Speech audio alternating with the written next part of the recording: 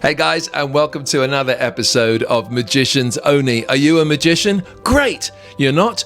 Great, because you're all welcome here. As always, this episode is sponsored by Magic on the Go, an online encyclopedia of magic, and I'm telling you right now, it is a resource for you to learn magic. For example, there is an entire course in this one trick. Actually, I do it in my show, where I take playing cards and I shrink them down and I shrink them down and I shrink them down until they're so tiny you can't see them. They just kind of visibly shrink.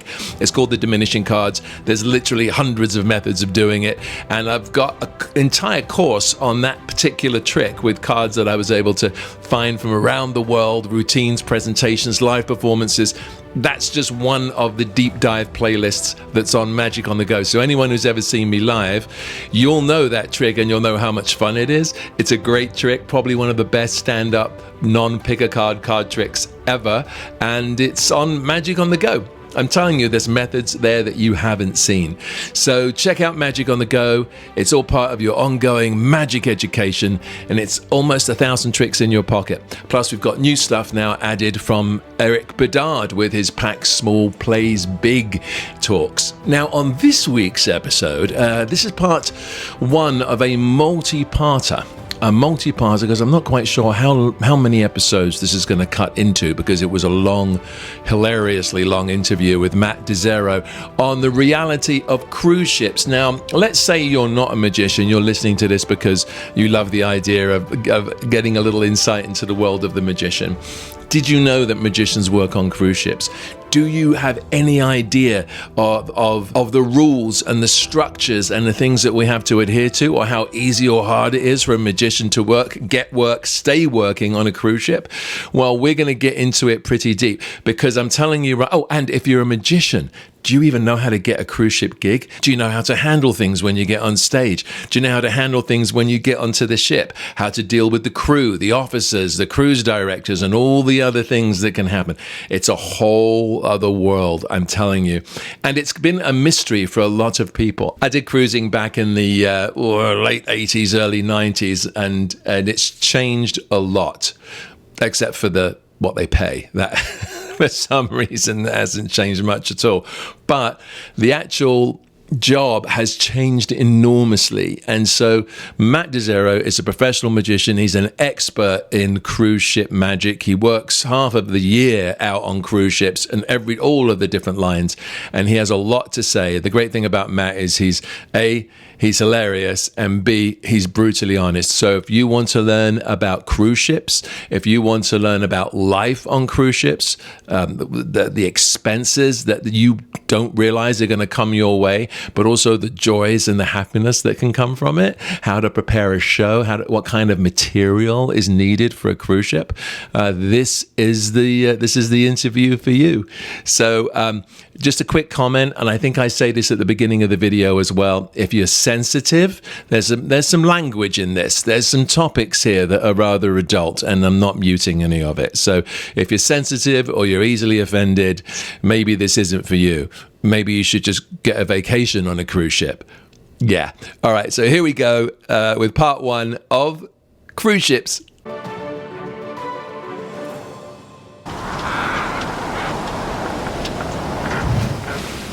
One more time, say something. I will say that this backdrop is insane. Yeah, you should have seen it when you were having your gummies yesterday. Oh, it would have been amazing. No. Oddly enough, those are the colors of the gummies that come in the jar from the reserve. I'd be concerned just about the food coloring, more than anything else. It's the shatter bars are the most. I call them now Russian roulette bars. They have 800 milligrams. Are we recording? Yeah, we are. I don't care. This might make it into the special features. 800 milligrams of THC in this bar, right? But right. Like the government ones, it's obviously distributed evenly.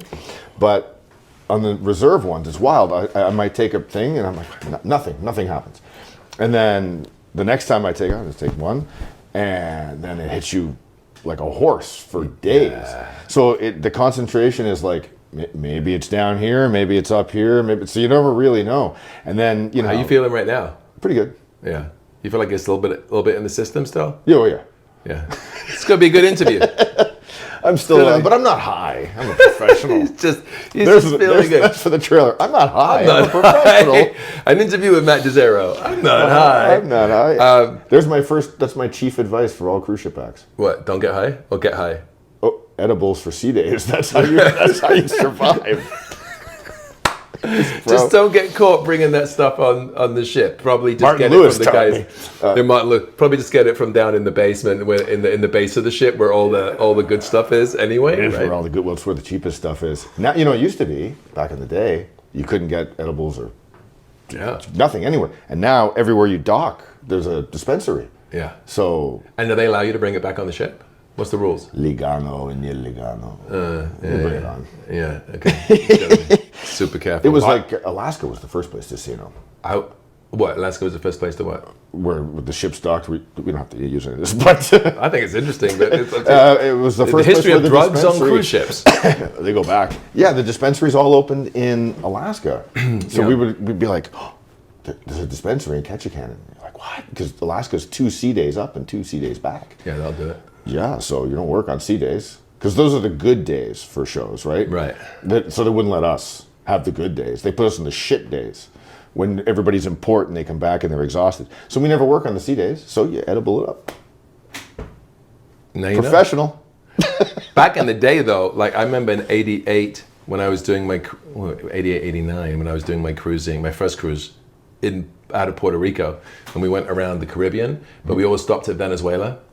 And there were these 2 young girls that kept coming on the cruise, and I said to the cruise director, like, are they drugged? What's going on? Are they? And he was like, no, they actually work for the DEA. Yeah. And he's like, he said, so they're looking for people because we keep going to Venezuela. Somebody on the ship is bringing a shit ton of drugs back into the States, and they want to find out who it is. Could have been me.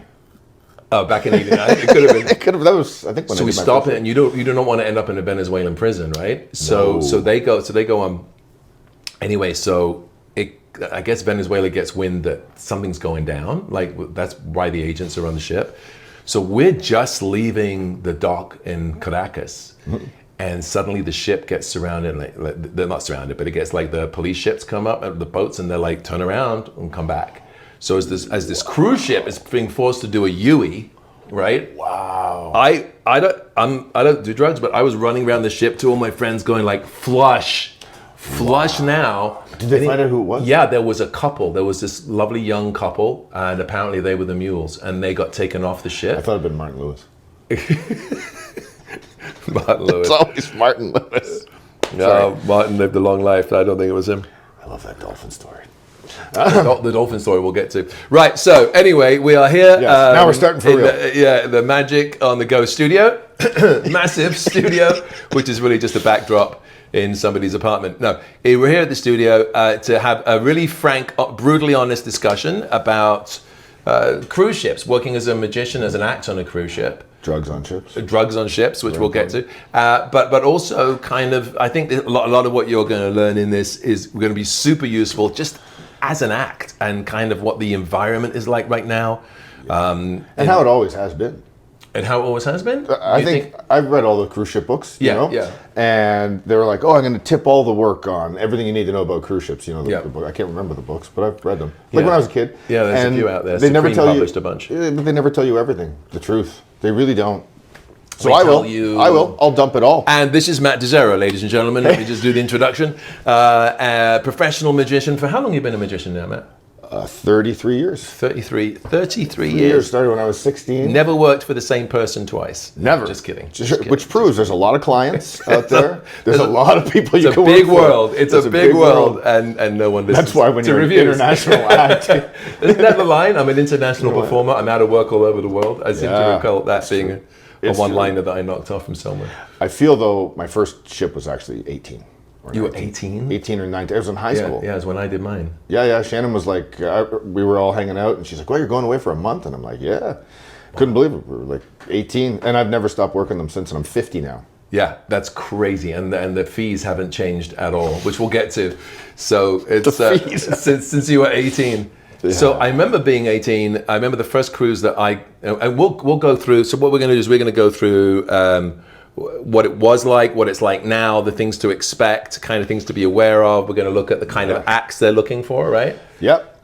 What I'll tell you what the money is. I'll be honest. Yeah, we're going to talk about the money. We're going to talk about living conditions, dealing with the crews, dealing with the cruise director, dealing with the captain, knowing how to behave on a cruise ship, which I think is like super important. Don't listen to me about that. Yeah. So whatever Matt says, do the opposite. You're going to be fine. And but really, because a lot of stuff that you used to be allowed to do on a cruise, you can't do. At least the stuff that used to turn a blind eye to, you can't do anymore. No. But also a lot of expectations back in the day, as far compared to now, as far as like what you can do in your acts. Yes.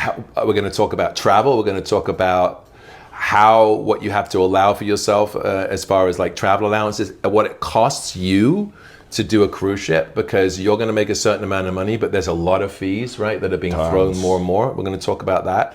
We're going to talk about how to bring your props, which is why this is here. I just got this because Billy Kid's been hounding me for the last, I don't know how many years, to get rid of my crappy suitcase. And this is the only way. This is the only way, right? This is Nick DeFott put me onto these. Yeah. This Pelican 1615. Right. And I'm like, I get it. And I'm like, Nick, this is the best case I've ever had. Yep. He's like, yeah, I've sold. He thinks he should get like a commission from Pelican, because he's like, I've sold a ton of them. I think Nick was the one who found it. Was it Nick? Yeah. I just got this. I have an old one that's not. There's a Pelican that isn't an Air. That's like the case itself is 20 pounds, but this is way lighter. I think this is about 10. I would say so, but it's the right size for luggage. They don't charge you overage, which is key. You want to shave where you can. When you bring this to an airport, sometimes they'll tell you to take it through oversized, even if it's not oversized, because they don't like the harder Pearson ones. in Canada does that. Yeah, but not every other airline. Yeah.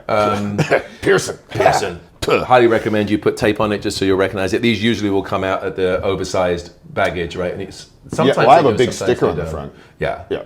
It says not to be handled by fuckwits. Is that what it says? Yeah, but no one ever listens, right? No. But didn't you say People, one ended all up the in the baggage ocean? handlers. Didn't you say one of these ended up in the ocean? Yeah, the guys were loading it onto a ship, fell over, but they float.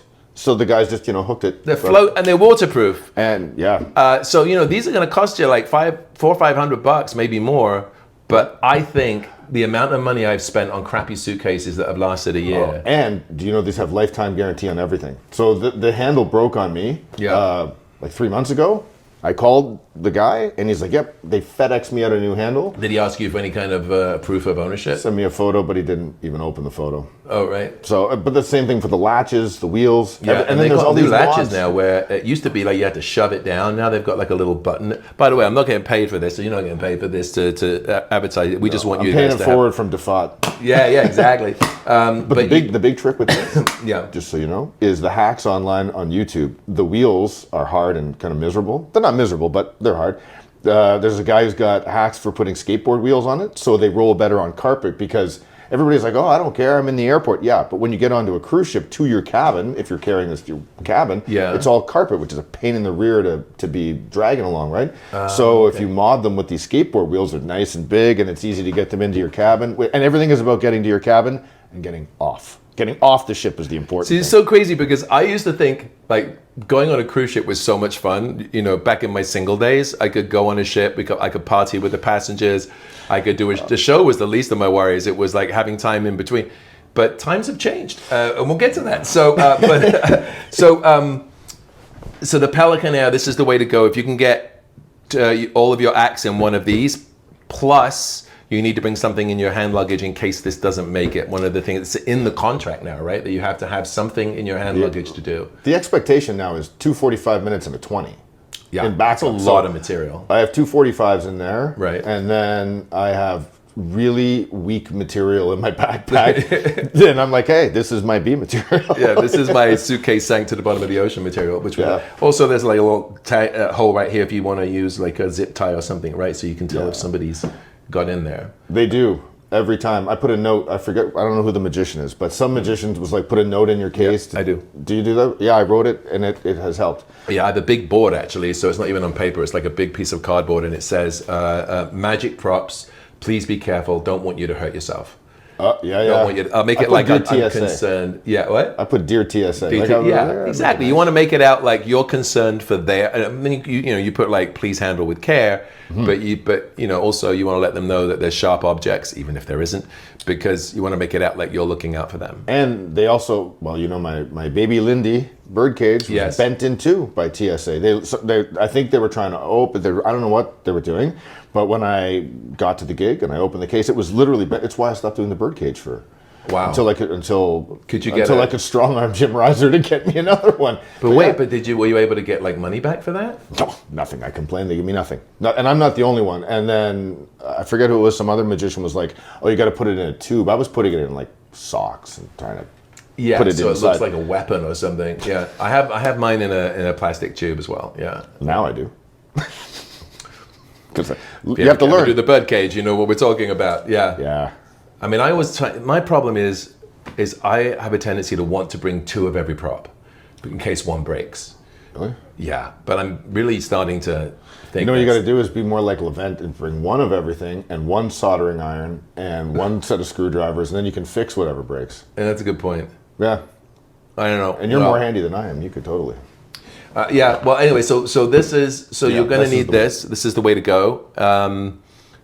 For any gig, really, not just for the cruise ships, but I think the idea that this could fall in the ocean and float, that alone, pretty good. And it does take a beat, and the baggage handlers kick it and stuff like that. And I haven't had one crack yet. There's commercials for these where they fall out of the plane and they land. Is that so? Oh yeah. That's maybe not this one specifically. The next the harder generation, but certainly they people street performers use these all the time as well because they stand on them. Oh, I think I saw Billy standing on one. Yeah. Billy's the one who's been harassing me for years. She's very smart.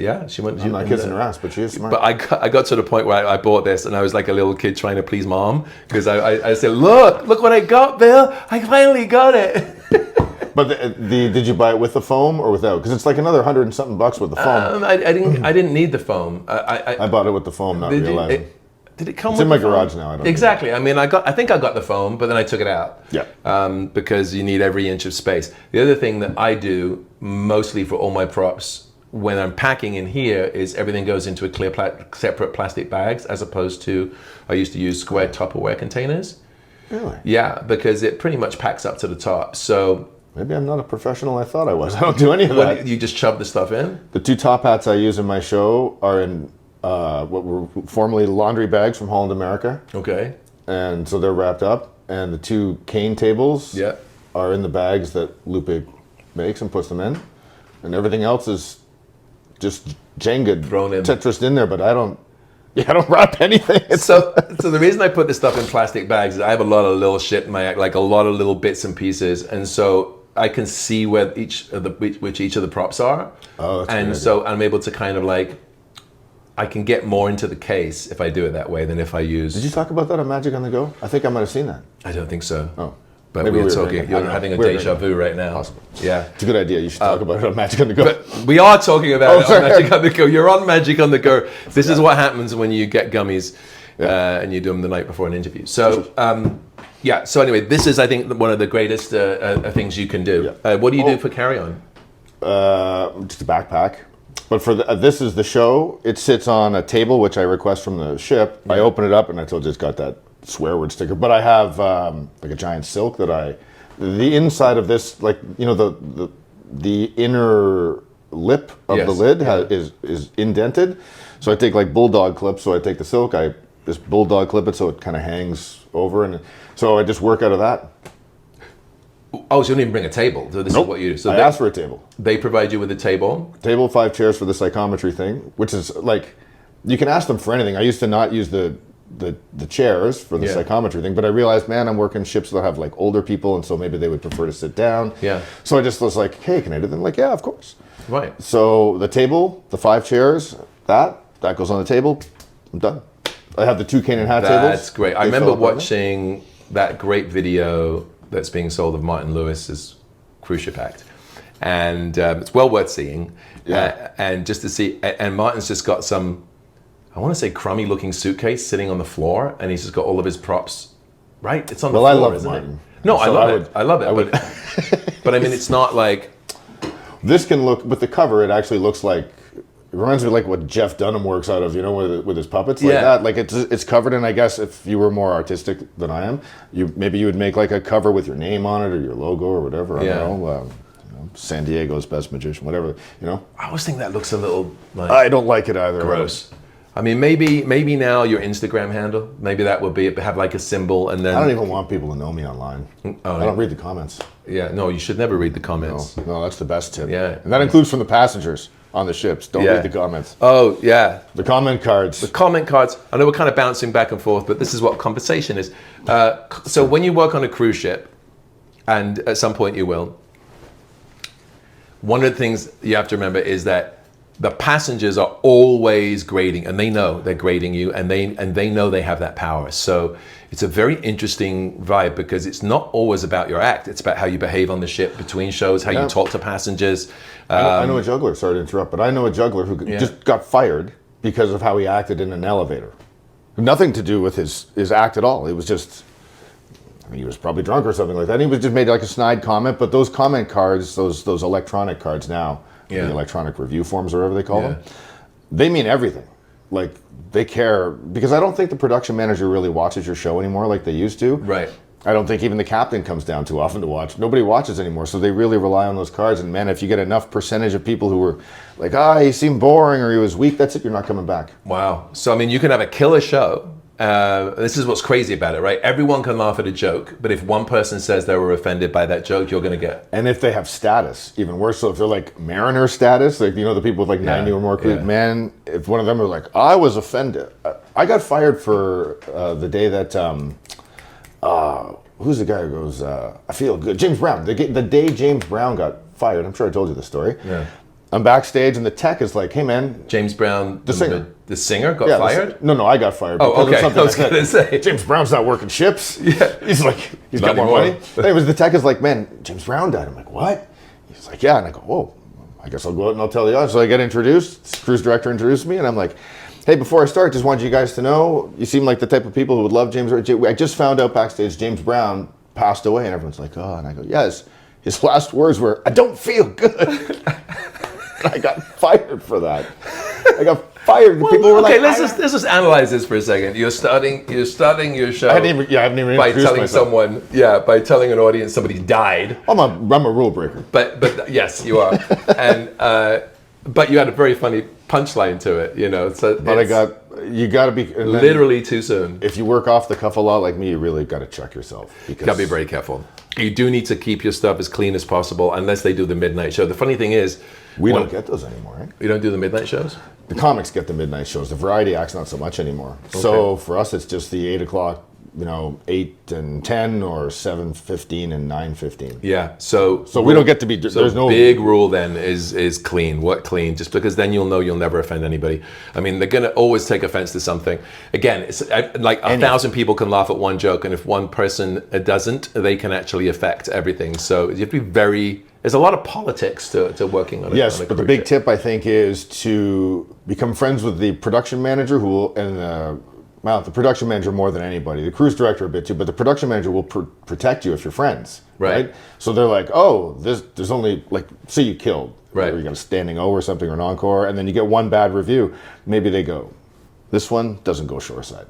It happens. Yeah. Like I have some friends, and the other big tip is. Wasn't that brilliant? Thank you so much, Matt, for laying it all out for us. And I'm telling you, we're not sponsored by Pelican, but Pelican, if you want to sponsor us, you are more than welcome. I just want to put that out there. So that was another episode of Magicians Only. Magicians Only is sponsored by Magic on the Go. Now, anyone who's seen me live will tell you about a trick I do where a signed card vanishes completely and keeps jumping back into the wallet, goes all over the place, and it's signed by somebody in the audience, and it's a great trick, and I love it because it's jazz magic. It's one of those tricks that kind of goes back and forth as long as I want it to go. And for those who don't know, the subject of magic and wallets is a vast one. And so on Magic on the Go, I have videos detailing a lot of my work on the card and wallet, my Monica wallet routine, my multiple wallet routine. And there's also videos on my wallet collection, which is a little bit insane. So I was very honored to have been left Pete Byro's wallet collection after he passed. Some of the wallets even have his cards in them. And Pete Byro was a lovely comedy magician and a great friend at the Magic Castle. So I'll be going over some of those as well. But if you're a member of Magic on the Go, it's just another one of the deep dive playlists that's on there. All of these videos, all of these magic wallets. It's a masterclass in leather wallet magic. I'm telling you right now, it's all there for you. So I just thought I'd let you know, so if you decide to become a member, now you've got card to wallets, now you've got diminishing cards. That's half the stuff I do on stage. We don't do pipe dreams at Magic on the Go. We do real performance material. Okay. That said, don't forget to check out the links below for the Q&A episodes. If you have a decent question that you want to ask myself, the magic community, or you want to ask me about some of the acting I've done over the years, feel free to enter that. Also, we're still not running ads. We are trying this thing out right now where we have the link to the tip jar. There's a QR code in the photograph, not the one on Apple, because Apple won't do it, but all the other ones like Spotify, all those places, and YouTube will have like a QR code. That QR code takes you to the Busk app, and you can just drop us a tip. It's like a tip jar thing. So if you enjoyed it, please drop the team a tip here at Magicians Only. We would always appreciate it. Until the next time, Matt's got some crazy stuff for the next episode. All right, guys, I'll see you later. See you on the inside.